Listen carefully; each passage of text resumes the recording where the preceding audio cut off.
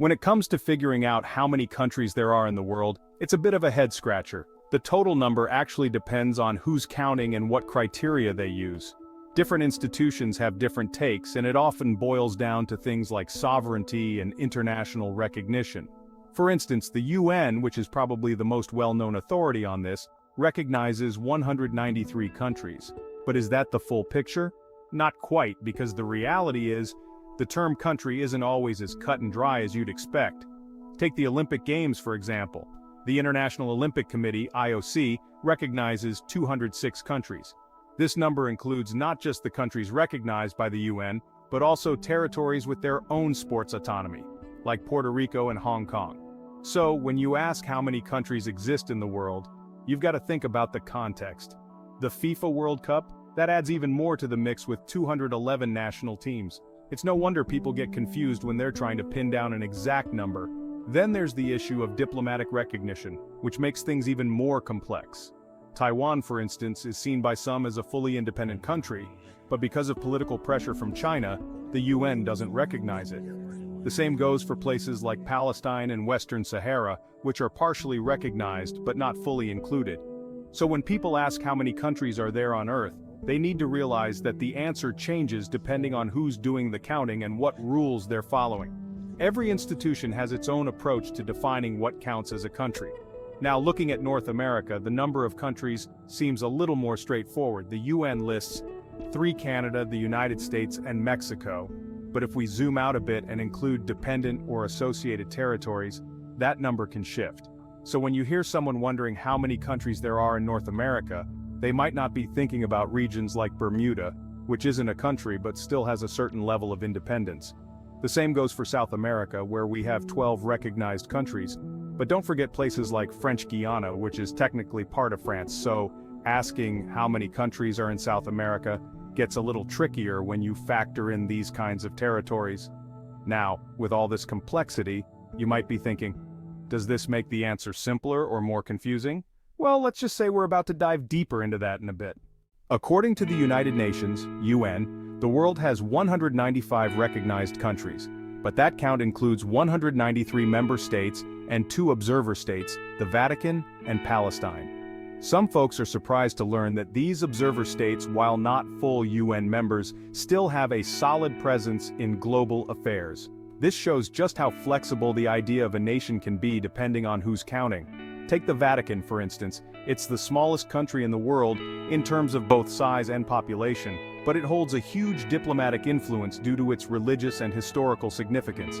It's one of the 2 permanent observer states at the UN, alongside Palestine, which faces its own challenges in gaining full recognition as a country. So when people ask how many countries there are in the world, these details matter because they often get overlooked in more simplified counts, yet they play an important role in international diplomacy. Palestine is a unique case. It's recognized by over 130 countries, but still seeks full UN membership, a move that's blocked by political and regional conflicts. Even though it's an observer state, Palestine actively participates in key discussions and decisions within the UN, showing just how complex its position is on the global stage.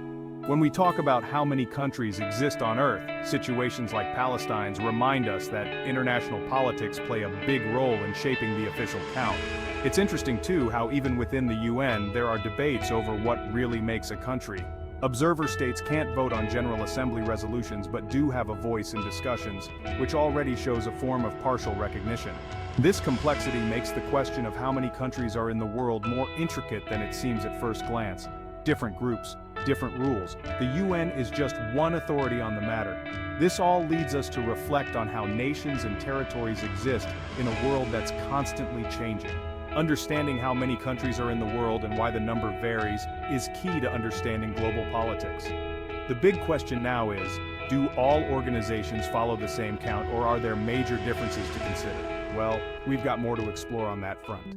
Then there's the topic of partially recognized states like Taiwan and Kosovo. These are territories that not everyone agrees are independent, but they still function as their own countries in many ways. Taiwan, for example, is only recognized by a little over a dozen countries, even though it acts like a fully independent nation. This adds another layer of complexity when asking how many countries there are in the world. Kosovo is another example. It declared independence from Serbia in 2008, and since then, about 100 countries have recognized it. However, major powers like Russia and China don't, which keeps Kosovo from gaining full UN membership. For those trying to figure out how many countries exist in the world, cases like this show how politics and diplomacy can complicate the count more than you'd think. Including these partially recognized states pushes the number of countries up to around 201, depending on who's counting. Beyond Taiwan and Kosovo, there are other territories like Abkhazia and South Ossetia that also claim independence but face major hurdles in getting full international recognition. So, when people ask how many countries are there on Earth, many of these regions aren't included in the official tally because organizations like the UN don't count them, even though they operate like independent nations. If you start including these partially recognized states, you get a whole new perspective on global geopolitics. Taiwan, for instance, is a tech giant, especially in semiconductor production, yet its political status is a hot topic due to pressure from China. So, the question of how many independent countries exist in the world becomes a lot more subjective once you factor in sovereignty and recognition. To really get a sense of how many countries exist in the world, you've got to dig deeper into the nuances of global diplomacy. The existence of partially recognized states makes it clear that the official count of countries isn't as straightforward as we might hope. And with that, more questions arise about how these territories fit into the global picture and what the future holds for them. Will the list ever settle, or will there always be countries in limbo? Some territories go even further, declaring independence but receiving absolutely no recognition from the international community. Places like Transnistria and the so-called Islamic State have claimed independence, yet no one really sees them as official countries. Transnistria, for instance, broke away from Moldova, and even though it runs its own government, economy, and military, it's left entirely unrecognized. So when people ask how many countries there are in the world, these kinds of territories are rarely, if ever, counted. Transnistria operates like a state in almost every sense, with its own currency, armed forces, and borders. But because no other country or major organization recognizes it, it remains in a kind of diplomatic limbo. This shows how complicated things get when you try to figure out how many countries exist on Earth, as international diplomacy doesn't always match the reality on the ground. In Transnistria's case, unless it gains some form of recognition, it won't make it onto any official list of countries. Then there's the Islamic State, which at one point controlled large swaths of land across Iraq and Syria, even setting up its own form of governance. But because of its violent methods and opposition from nearly every country in the world, it was never recognized as a legitimate state. This example throws another curveball into the question of how many countries there are in the world, as some territories, despite exercising control, are rejected outright by the global community. Other examples include Somaliland, which declared independence from Somalia in 1991 and has operated independently ever since. It has its own democratic government, elections, and economy, but has yet to be recognized by any country. So, depending on how you count, these entities can push the total number of claimed countries to somewhere between 204 and 207. For those trying to understand how many countries exist in the world, whether or not to include unrecognized territories changes the final number. This all shows how fluid the global landscape can be. When we talk about how many countries exist in the world, we're not just talking about a fixed number, but about how power, control, and sovereignty are interpreted. And as the world keeps evolving, more territories might emerge, forcing the international community to reevaluate how they count these places. The number of countries recognized by the Olympics and FIFA adds yet another twist.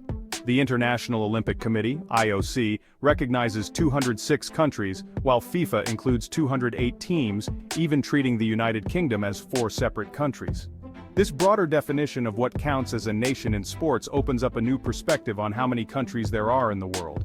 For instance, Puerto Rico competes as its own country in the Olympics, even though it's technically a territory of the United States.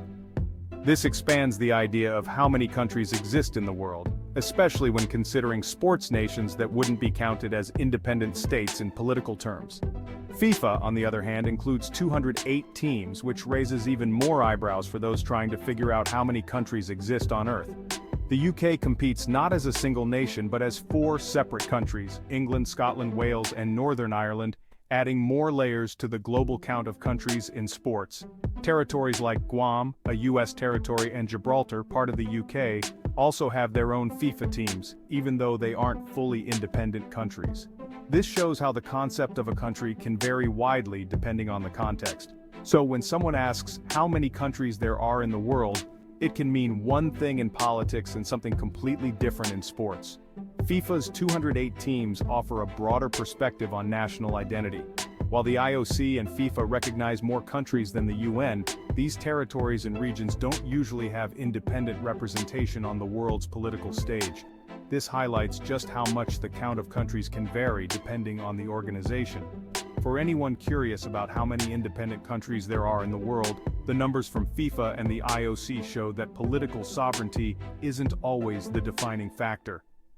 This difference between political and sports-recognized countries also leads us to think about the fluidity of national identity. For some territories, being recognized in international competitions like the Olympics or the World Cup is an important step toward asserting their independence, even if they're not fully recognized politically. And that leaves us wondering, will this sports-based count ever align with the official count of nations? So, have you ever thought about how this whole "how many countries exist in the world" question goes beyond just numbers? As you've seen, depending on who's doing the counting, the answer can vary a lot. The UN, international sports competitions, partially recognized states, and even unrecognized territories all add different layers to the global landscape. But now, how does this change your perspective on borders, sovereignty, and global politics? Maybe it's time to think about what really defines a country. So, are you going to leave it here, or are you ready to dive deeper into this topic? Who knows? Understanding geopolitics better might just open up new ways of thinking about the world, and even your role as a global citizen. If you enjoyed this journey of knowledge, make sure to subscribe to the channel and turn on notifications. There's a lot more to learn about the world, and you don't want to miss out on the next discoveries, do you?